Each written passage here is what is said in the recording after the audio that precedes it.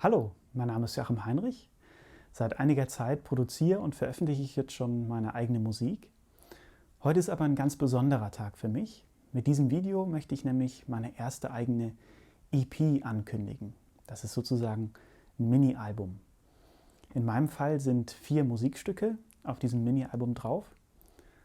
Und wenn ihr Lust habt, ein bisschen hinter die Kulissen zu gucken und mehr über Hintergründe und die Entstehungsgeschichte zu diesem Mini-Album zu erfahren, dann bleibt doch dran und kommt mit auf diesen Weg zu meinem ersten eigenen Mini-Album, zu meiner ersten eigenen EP mit dem Namen Strande.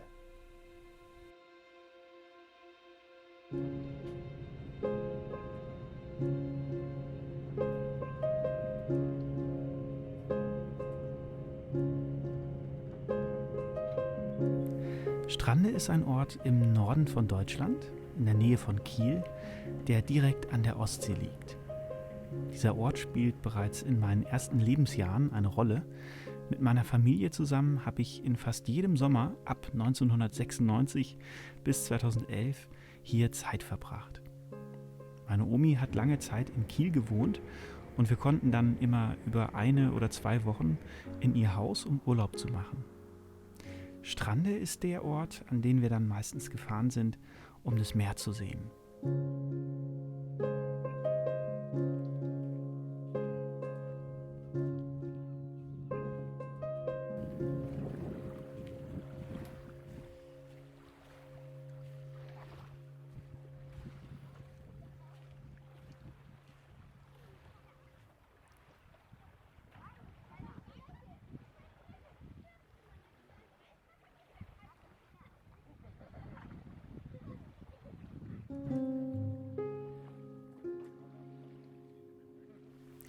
Mit der Erinnerung an diese Urlaube und an bestimmte Orte, die mit dieser Zeit verbunden sind, verbinde ich tiefe Gefühle.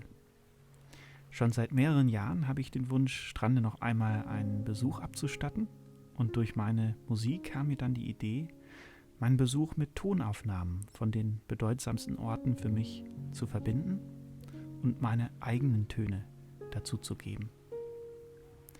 In meiner Planung haben sich dann insgesamt 4 Orte herausgestellt, die ich noch einmal besuchen wollte.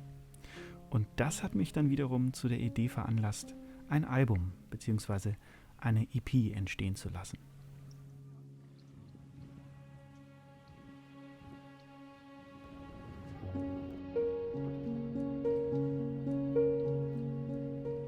Für die EP Strande bin ich also nach über 10 Jahren mit Mikrofonen in den Norden gereist, bin an besagte Orte gefahren, habe im wahrsten Sinne des Wortes nochmal hingehört und die Aufnahmen dann zu Hause mit meinen eigenen Tönen ergänzt. In den folgenden Videos seht ihr den Ablauf des Aufnahmetages, an dem ich alle 4 Orte besuche und die Tonaufnahmen erstelle. Außerdem kriegt ihr einen kleinen Einblick in mein kleines Heimstudio hier und die Hintergrundarbeiten, die zu diesem Mini-Album, dieser EP, geführt haben.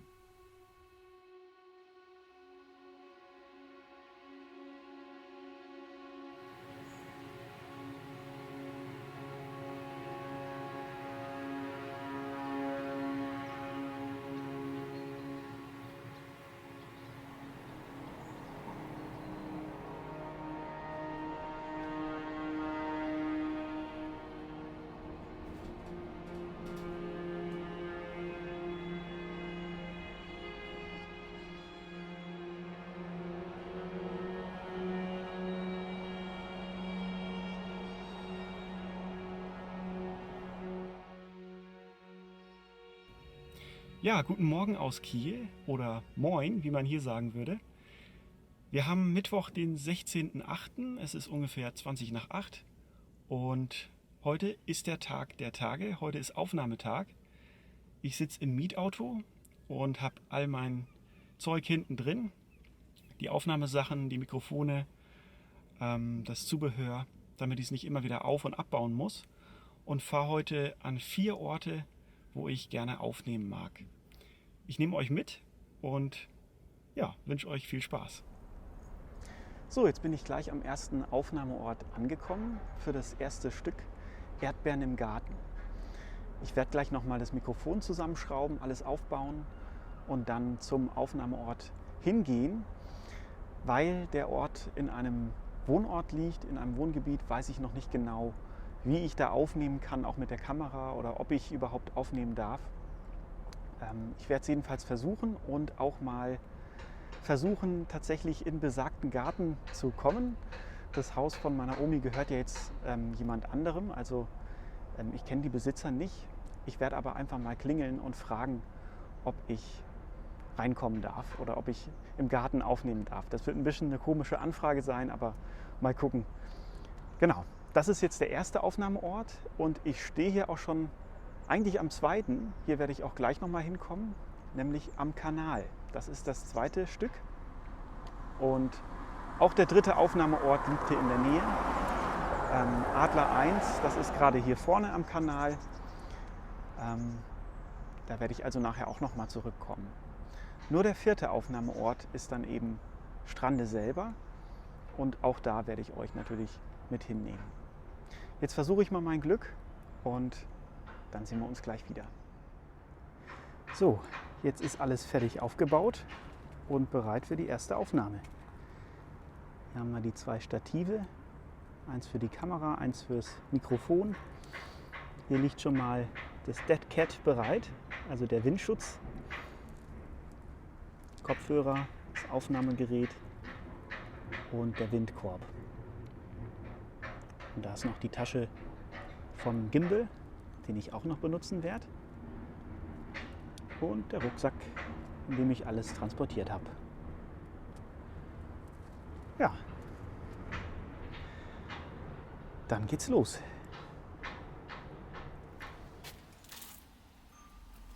Ja, tatsächlich habe ich dann mal geklingelt beim früheren Haus meiner Omi. Leider war niemand zu Hause. Ich habe mich dann so neben dem Garten positionieren können, dass es fürs Aufnahmegefühl aber noch gereicht hat, wie man jetzt auch gleich in der Aufnahme sieht. Und von jeder Audioaufnahme, die ich gemacht habe, möchte ich euch in diesem Video einen kleinen Ausschnitt geben, dass ihr auch mal hören könnt, was ich gehört habe zu diesem Zeitpunkt. Deshalb hier ein kleiner Ausschnitt aus der Aufnahme Erdbeeren im Garten.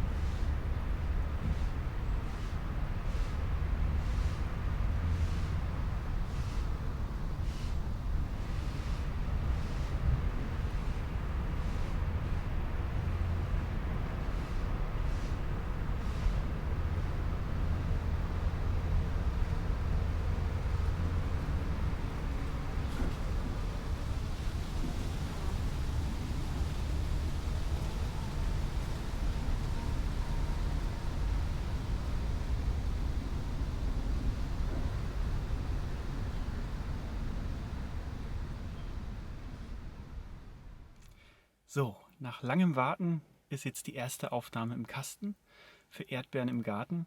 Genau in dem Moment, wo ich auf den Aufnahmeknopf gedrückt habe, hat jemand auf der Straße gegenüber angefangen, sein Auto zu saugen. Und das ging dann eine Weile. Und dann habe ich mich noch mit ein paar Leuten unterhalten. Hat also ein bisschen gedauert, bis jetzt die Aufnahme zustande kam, aber sie ist drin. Und ja, jetzt muss ich mich mal kurz sammeln. Jetzt geht es gleich weiter zum Kanal. Da werde ich dann die zweite Aufnahme machen.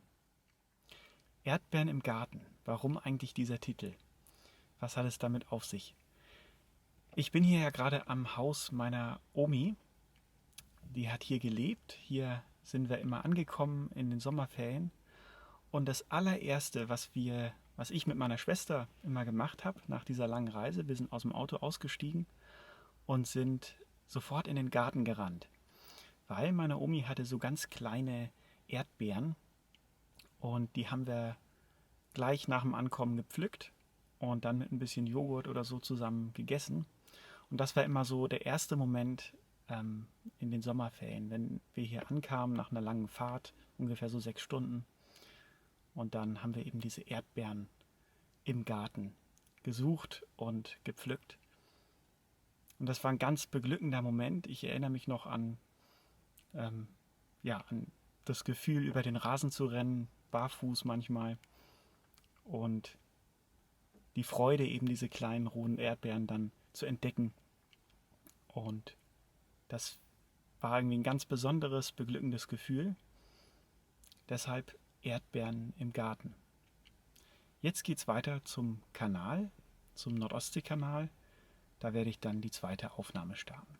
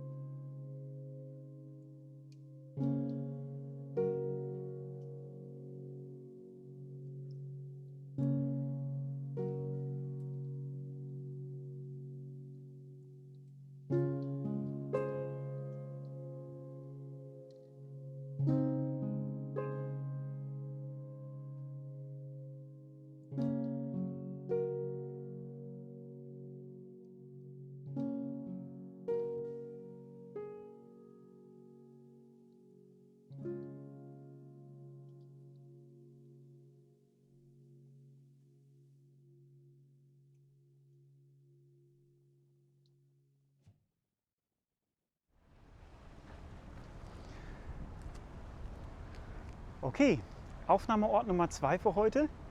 Ich stehe hier am Nordostseekanal, der verbindet die Ostsee mit der Nordsee. Über mir sind die Olympiabrücken und ich nehme hier auf für das Stück Am Kanal. Dieser Ort ist für mich auch verknüpft mit ganz vielen wunderbaren Erinnerungen.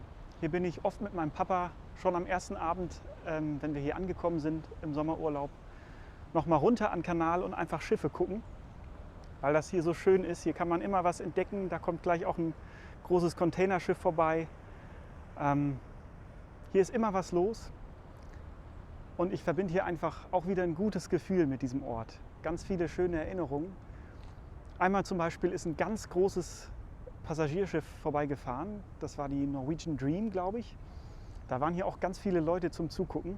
Und die war so groß, dass sie ihren Schornstein oben abklappen musste, damit die überhaupt hier unter der Brücke durchkommt. Und das stempel ich noch so ab als ein ganz wunderbares Erlebnis hier als Kind mit meinem Papa. Ja, jetzt werde ich hier die zweite Aufnahme tätigen und akustisch diesen Ort, wie er jetzt gerade klingt, mal festhalten. Und ich merke gerade übrigens noch, dass auch die Gerüche, die ich hier rieche, mich total an früher erinnern. Es riecht so ein bisschen nach Getreide. Ich glaube, in einem der Silos da hinten wird Getreide verarbeitet oder gelagert. So ein ganz spezieller Geruch von Getreide. Und es riecht nach Diesel und verbranntem Schweröl von den großen Schiffen. Und auch wenn dieser Geruch jetzt nicht lecker ist oder geschweige denn gesund, ist er hat er für mich was, womit Erinnerungen verbunden sind. Ganz, ganz schön. Ich freue mich total gerade. Ja, wie bei der ersten Aufnahme auch, hier ein kleiner Ausschnitt von dem, was ich gehört habe bei der Aufnahme am Kanal.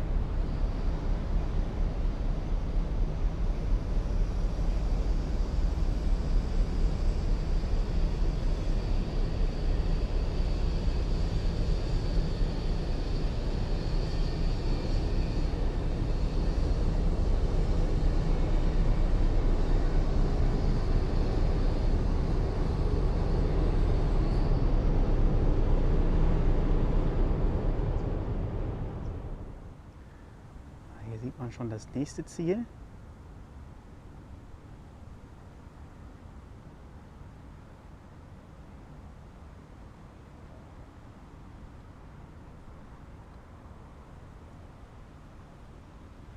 Da hinten fährt der Adler.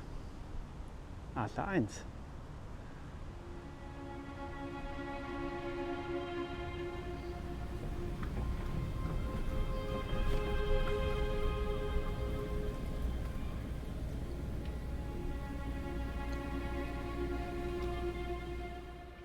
So, wir haben mittlerweile 12:30 Uhr, halb eins. Die Aufnahmen für Erdbeeren im Garten und am Kanal sind abgeschlossen.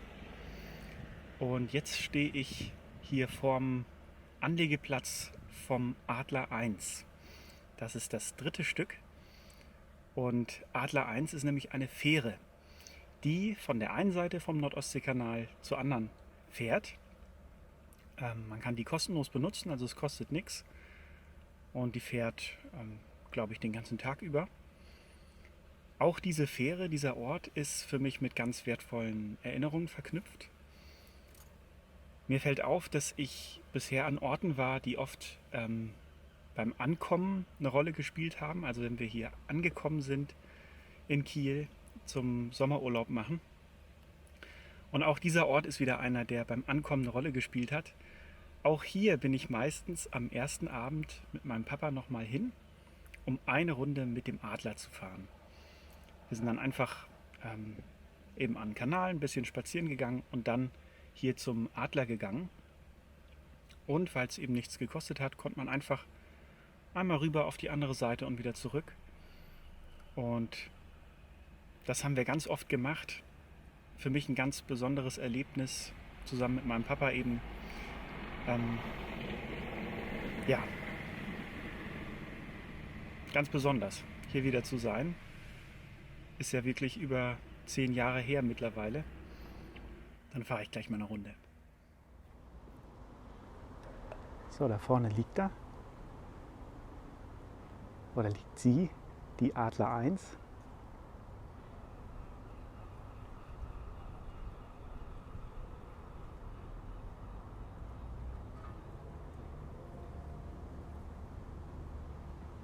Und legt gerade ab. Und kommt jetzt hier zum Ufer her.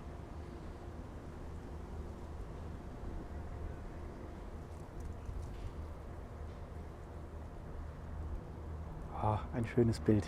Lang nicht mehr gesehen.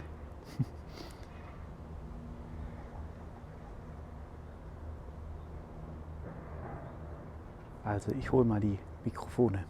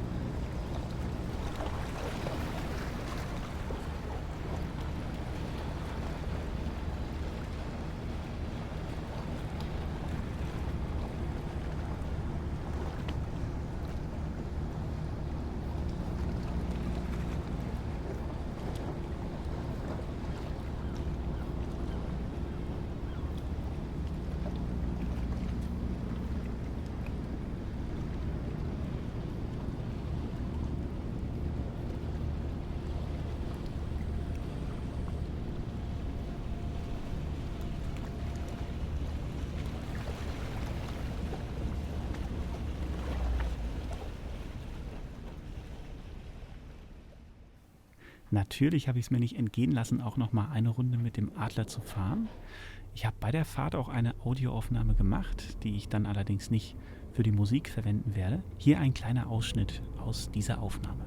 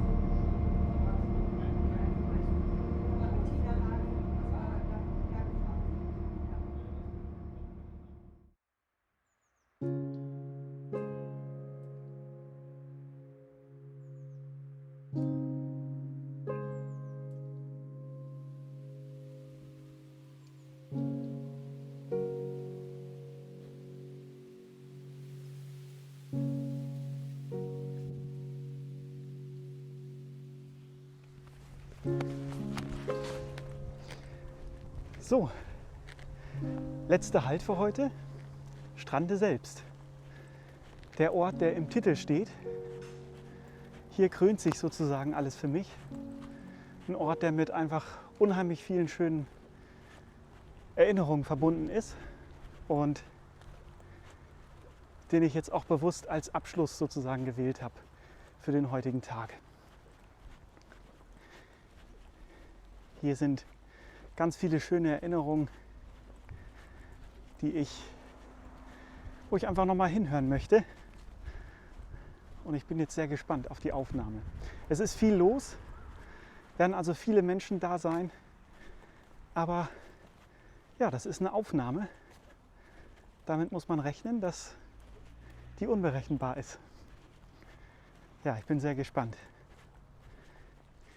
In Strande habe ich übrigens das erste Mal das Meer gesehen. Und der Ort ist auch schon in meinem ersten Lebensjahr im Bilderalbum verankert. Hat also einfach eine hohe Bedeutung und eine Prägung für mich.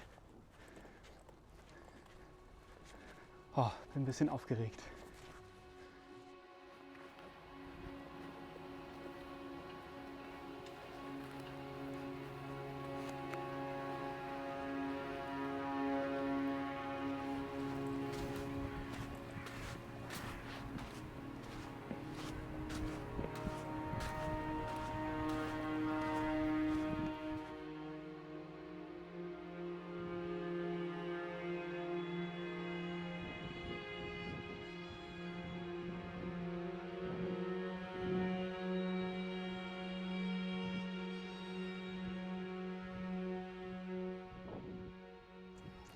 So, der letzte Aufnahmeort ist erreicht, Strande. Ich habe mich ein bisschen abseits hingesetzt, weil der Strand doch sehr voll ist und habe hier einen ganz schönen Ort entdeckt, von dem aus man gut hier in die Bucht gucken kann. Man sieht hinten auch das Labeur Ehrenmal. Ich weiß nicht genau, ob man es auf der Kamera sieht. Ist so ein kleines Türmchen, das da hochgeht. Und ich habe gerade schon das Lotsenboot gesehen, das hier aus dem Hafen ausgefahren ist und eingefahren ist. Das habe ich gerade schon abgefilmt und auch schon aufgenommen. Und jetzt werde ich einfach noch mal ein bisschen die Atmosphäre aufnehmen und ja, diesen Moment einfangen, wie er gerade ist. Ich zeige noch mal gerade mein Setup hier. Hier ist also das Mikrofon, oder die Mikrofone sind hier drin in einem Windschutzkorb mit so einem Fell noch außenrum. Das heißt Dead Cat, tote Katze. Das ist mit einem Adapter verbunden, hier mit einem Stativ. Und hier unten sieht man dann das Aufnahmegerät. Ich weiß nicht, ob man auch erkennen kann, ob es aufnimmt. Ja, man sieht es gerade schlecht. Jedenfalls ist das Aufnahmegerät und hier oben ist noch die Powerbank drauf, um für Strom zu sorgen. Und da oben liegen noch meine Kopfhörer. Die werde ich gleich nochmal anziehen. Und dann diesen wunderbaren Blick hier und das, was ich eben so höre, genießen.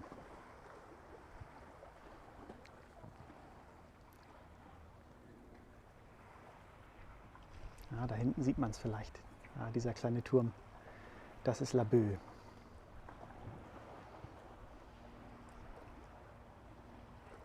Okay. Also dann nehme ich mal auf.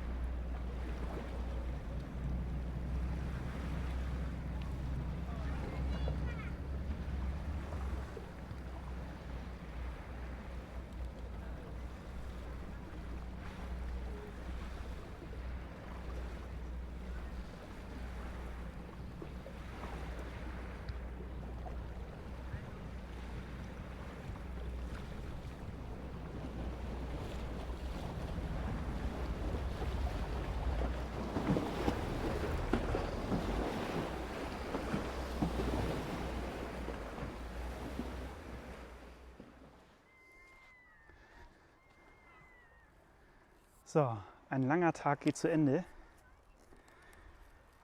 4 Aufnahmeorte habe ich heute besucht. Erdbeeren im Garten, am Kanal, Adler 1 und jetzt zu guter Letzt noch Strande. Ich bin sehr zufrieden, auch ein bisschen erschöpft. Ist doch ganz schön viel an Eindrücken über so einen Tag verteilt. Aber ich bin auch glücklich, dass die Aufnahmen jetzt getan sind und ich werde es mir zu Hause gleich nochmal anhören. Jetzt packe ich erstmal zusammen, genieße noch ein bisschen hier die Zeit am Strand und dann bringe ich den Mietwagen wieder zurück. Und dann muss ich auch mal was essen. Ich habe über den ganzen Tag jetzt quasi gefastet, weil ich unbedingt die Aufnahmen machen wollte. Und jetzt habe ich Hunger.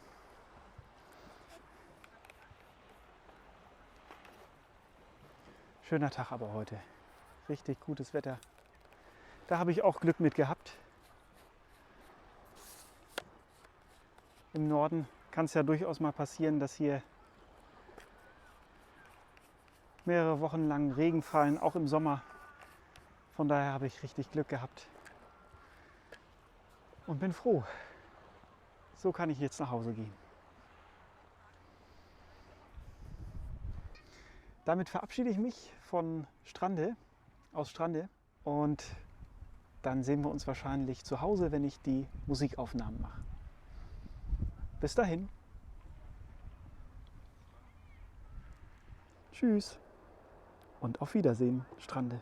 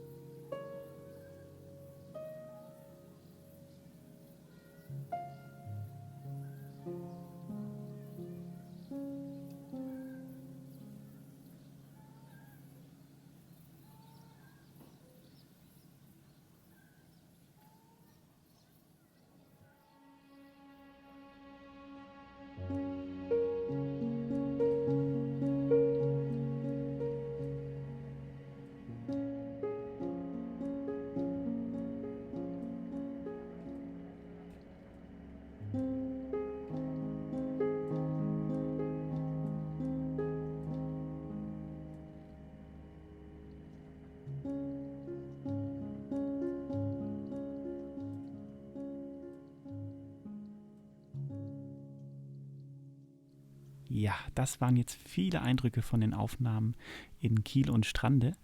Bevor ich euch jetzt hier mein kleines Heimstudio zeige, möchte ich euch noch einmal einen groben Überblick über das Equipment geben, das mir diese Aufnahmen, sowohl die Audio- als auch diese Videoaufnahmen, die ich jetzt mit euch teile, ermöglicht hat.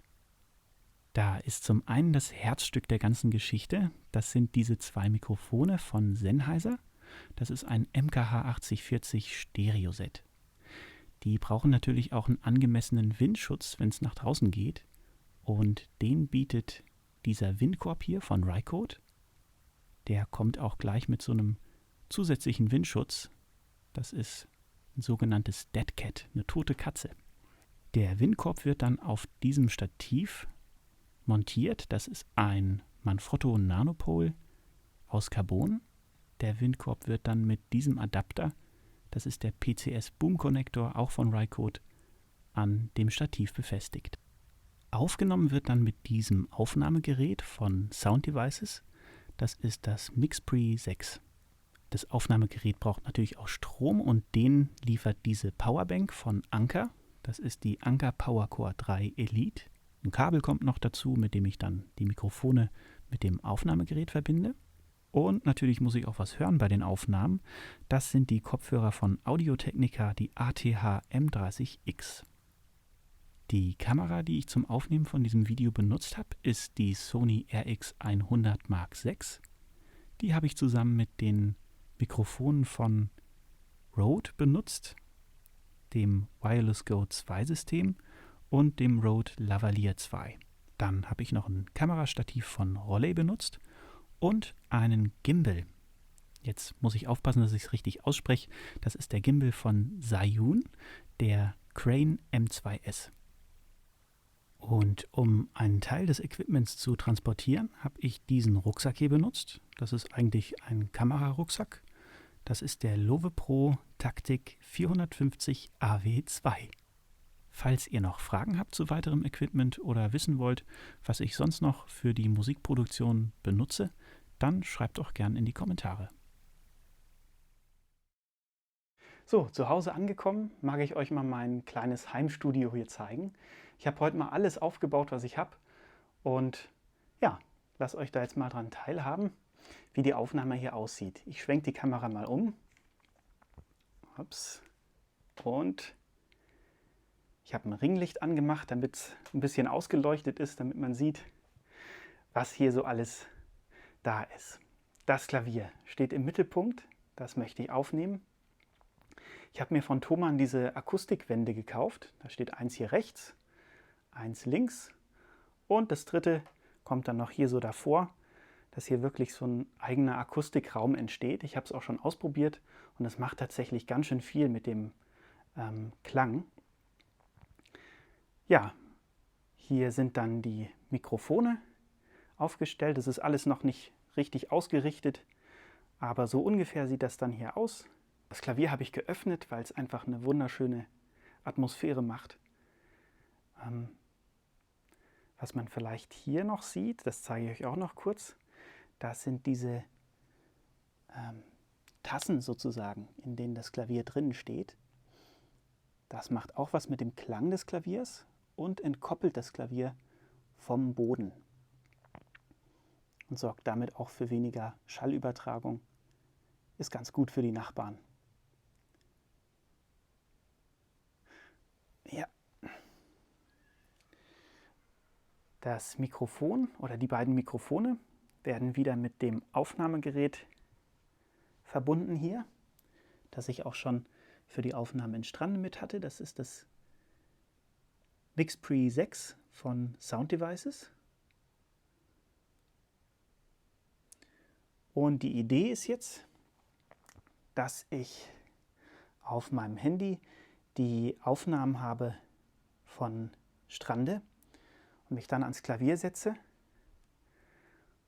die Kopfhörer aufsetze und dann zu den Geräuschen, zu der Atmosphäre, die ich aufgenommen habe, meine Töne dazu gebe. Ja, ich bin gespannt. Das ist auf jeden Fall das kleine Heimstudio, was ich hier aufgebaut habe. Okay, jetzt wird es eng und auch ein bisschen anders von der Akustik. Vielleicht hört man es sogar auf dem Video. Jetzt ist die Tür mal zugemacht oder die Wand. Jetzt habe ich hier sozusagen wirklich einen kleinen Akustikraum. Okay, los geht's. Hier sieht man mich noch einmal bei den Abschlussarbeiten von den Musikstücken. Hier habe ich schon die Schallschutzwände abgebaut und auch das Klavier wieder zusammengebaut. Und so sieht dann ein fertiges Musikprojekt aus. In dem Musikprogramm, was ich benutze, das ist Logic. Da sieht man die ganzen Audiospuren. Das ist jetzt das Projekt für das Stück Strande. Wir haben Donnerstag, den 29. August. Es ist schon spät abends. Ich sehe wahrscheinlich auch ein bisschen müde aus. Aber ich bin sehr froh, denn ich habe gerade die Arbeiten am Mini-Album Strande abgeschlossen. Das heißt, ich kann es bald mit euch teilen. Es fehlt nur noch der letzte Schliff sozusagen mit dem Mixing und Mastering. Aber die Musik ist fertig. Und ich bin sehr froh über dieses Projekt. Ich habe es mir ja jahrelang schon gewünscht und habe jahrelang darauf hingefiebert auf diesen Moment. Und jetzt ist er da. Dieses Album zu produzieren war ein kleines Abenteuer für mich. Es gab immer wieder Momente, wo ich nicht genau wusste, was jetzt kommt. Also das beste Beispiel dafür sind einfach die Aufnahmen. Wenn ich wohin gehe und was aufnehmen mag, weiß ich ja nicht, was mich da erwartet. Und das war total spannend für mich. Auch hier zu Hause nochmal die Musikaufnahmen zu machen, das sind ja auch immer wieder Momente, wo am Anfang eigentlich ein leeres Blatt vor einem liegt oder ähm, nichts da ist an Tönen. Und dann kommt der erste Ton und das ist ein total schönes Gefühl. Also mir hat es sehr viel Freude gemacht. Und wenn ihr jetzt neugierig geworden seid und wissen wollt, wie sich diese Töne anhören zu den Aufnahmen, dann hört doch gerne mal rein auf Spotify zum Beispiel. Und ich freue mich über jedes zuhörende Ohr. An dieser Stelle herzlichen Dank fürs Zuschauen und bis zum nächsten Projekt. Bis bald.